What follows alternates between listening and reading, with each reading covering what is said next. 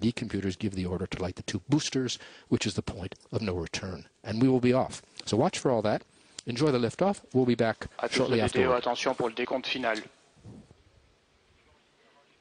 10, 9, 8, 7, 6, 5, 4, 3, 2, 1, top.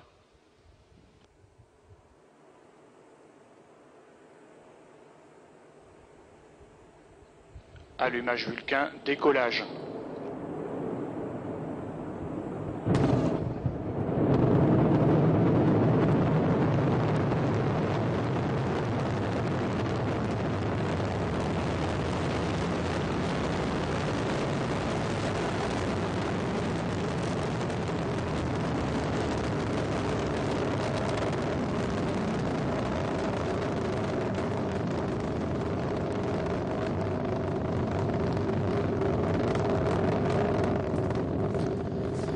Well, much better visibility than we dared hope for just maybe even an hour ago. It's been raining and overcast most of the day, but some fine shots at liftoff of Ariane roaring off the pad into the gray, trailing the gold plumes as she makes her way up into the sky over French Guiana.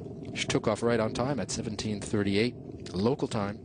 These fine shots are always very impressive. 775 tons at liftoff as Ariane leaves the ground. Most of that is fuel, as you will see. She'll start to shed that. The DDO is saying that everything is fine on board. Right now, she's burning 5 tons of fuel per second, 2.5 tons in each booster burning. That represents the major part of the boost. It's 90% of the acceleration and the power at liftoff. The core stage burning another 300 kilos per second. Roughly add up that altogether, it's roughly the equivalent to a dozen Airbuses. Ariane following now the program in the onboard computer, which has been installed, giving all the orders, including stage separations, which we'll begin to see just very shortly. We're in the first of 4 flight phases. The first 3 are powered. The last is not. We'll describe each in turn, so you can follow Ariane as she heads across the Atlantic, where she'll separate the 2 passengers over Africa. Right now, the first phase, the single core stage engine, it's called Vulcan, and the 2 boosters are burning. The boosters will burn for just over 2 minutes each, and in a few seconds you should hear the DDO call out their separation, and that comes right on time at about 68 kilometers up.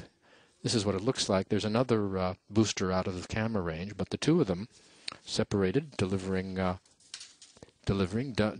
done their job. They fall 500 kilometers away from shore in a protected area. French Guiana chosen partially for its large opening on the water, low risk for the nearby population. We're in the second flight phase now, the boosters having done their job. The core engine burning alone. It'll burn for about 9 minutes. The fairing separation is coming up next, and the DDO will be calling out that one. And there it is, at 107 roughly kilometers.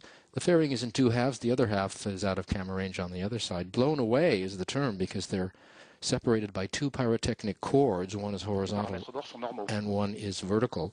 The fairing is dropped now because it's done its job. What it does is protect the passengers from the vibrations and friction in the Earth's atmosphere.